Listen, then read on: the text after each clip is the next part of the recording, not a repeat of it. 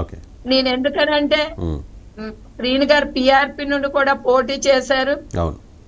చిరంజీవి గారికి కూడా ఇలానే జగనన్న ఎలాగైతే రాముడు దేవుడు పొగిడారో ఆ రోజు చిరంజీవి లేకపోతే పిఆర్పిలో శ్రీను గారికి టికెట్ రాదు. ఒక ఎమ్మెల్యేగా కూడా ఫోకస్ అయ్యే పరిస్థితులు ఈ నియోజకవర్గంలో శ్రీను గారికి లేదు.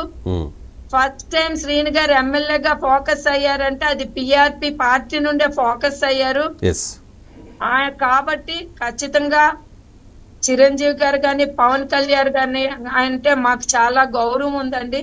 అట్లాంటిది ఏమీ లేదు. కాకపోతే ఇది నా ఫ్యామిలీ మ్యాటర్, నా ఫ్యామిలీ ఇష్యూ కాబట్టి విత్ ఇన్ 4 walls ఉండాలి అనేది నేను ట్రై చేస్తాను. విత్ ఇన్ 4 walls అని మీరు అనుకున్నారు, కానీ రోడ్ ఎక్కాల్సిన పరిస్థితి, మీ ఇంటి దగ్గరే మీరు నిరసన వ్యక్తం చేయాల్సిన పరిస్థితి, జగన్కి మీరు చెప్తాను అంటూ ఉన్నారు.